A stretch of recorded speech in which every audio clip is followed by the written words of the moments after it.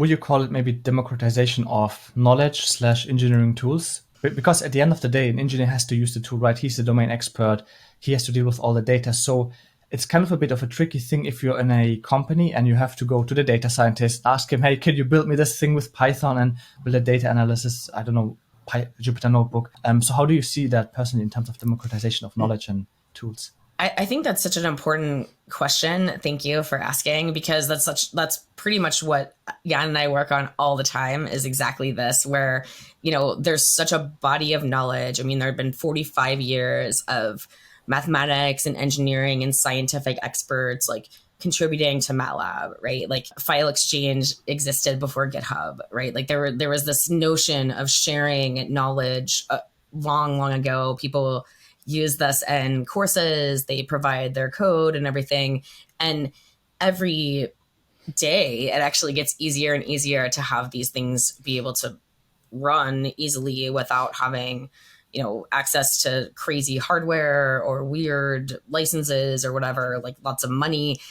People can access this in so many ways. This is something we've been really working on.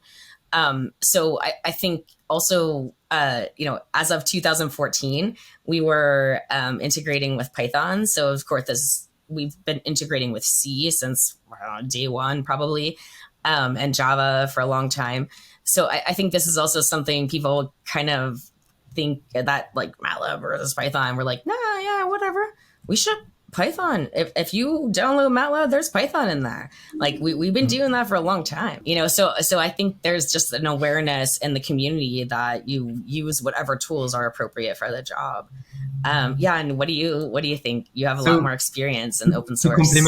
To complement on what you just said about the integration with Python, I think there's a technology aspect to it, but there's also the human aspect to it. So the use case you gave, Youssef, is a really relevant one. A company where you'd have an engineer that is working maybe on like an engine design or like battery state of charge, stuff like that, and then he would go to his colleague, a data scientist that may be in another department, and they need to work together. So that is definitely what I encounter like on a daily basis. Even the next step, go to the hardware engineer that needs to deploy, right? Like so there's so many different people.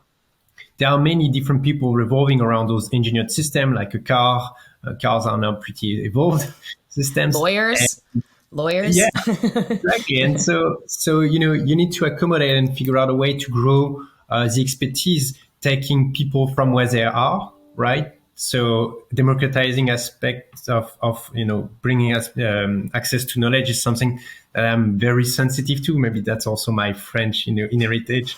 Is the democratization is something that resonates very strongly with me, and I think that is in our mission. And if it takes integrating with other languages, then be it, right? Like it's just part of the mission. Absolutely. And I think that's also one of the things that we really focus on thinking about, on like our unit testing frameworks. You could write a script. Like this is the only literal language that you can write a script that you just copy and pasted your like function call, throw it in a script, send it off to somebody, and they can put it in a suite and everything's fine. So it really kind of takes the pressure off of that expertise. And of course, if you have the expertise, you can do whatever you need and in whatever language you want. So I think it's just such a great community like awareness now that there is this need for democratization of things and awareness and transparency.